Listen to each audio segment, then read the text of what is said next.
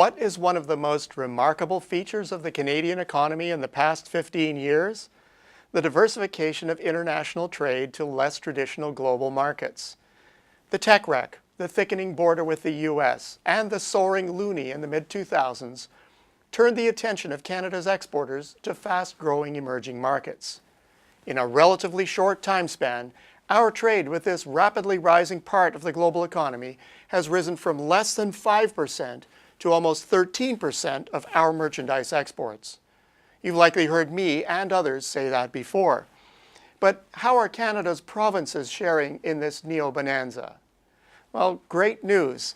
They are all participating in this transformation. Large and small, low or high value-added goods, west, east, central, already diversified or highly concentrated. All provinces are in the game.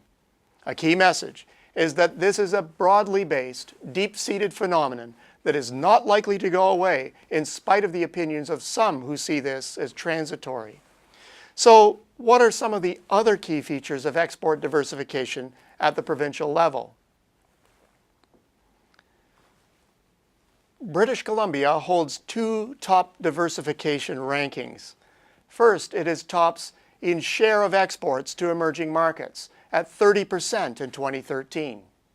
Second, it has seen the strongest gain in the share of exports to emerging markets, rising from just 8.2% in 2000. Increased sales of its products to China has accounted for a large chunk of this export success. Saskatchewan was only unseated from top spot in the past 2 years. It is a province that has been most consistently diversified to emerging markets. In 2000, it was already miles ahead of the pack, shipping 26.5% of its goods to the developing world. But it's also the province where trade with these markets has changed the least. The percentage of its shipments to the emerging world has barely budged in 13 years, sitting at just under 28% in 2013. Looking for another big mover? In relative terms, Prince Edward Island is tops. Back in 2000, its emerging market sales were less than 5% of total export shipments. Now, the island boasts a share that is 17.2% and rising. Who says this is just a large province phenomenon? Quebec's record is proof that a province with a wide industrial base can also diversify its foreign sales. Low in the rankings in 2000 at 4%, its share of trade with emerging markets soared to an impressive 14.7% by 2013. However, unlike the overall trend, that share has been frozen for the last 4 years. Manitoba is another province that proves that an already diversified trader can improve. Emerging market exports were just shy of a double-digit share back in 2000, and it now ships 21.3% of its goods there, third place among the provinces. Newfoundland and Labrador gives further proof, with its share rising from 7.3% to 18% over the same time frame. Nova Scotia has maintained a position in the middle of the pack. It is very much in the diversification game, with an emerging market export share that has risen from 6.5% in 2000 to 14.4% in 2013.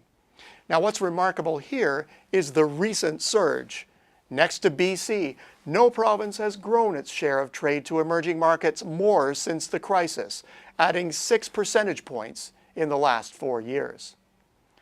Among the least diversified provinces, Alberta has shown less progress than all other provinces but its eastward neighbor.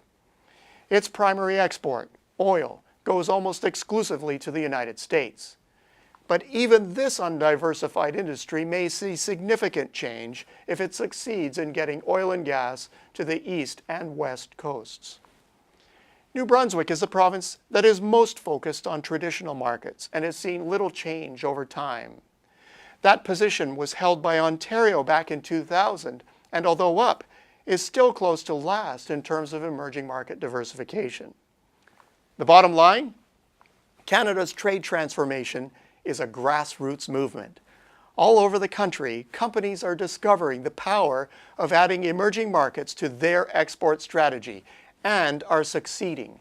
For front runners and stragglers alike, there is still more to go for as emerging markets are again accelerating. Until next week, I'm Peter Hall.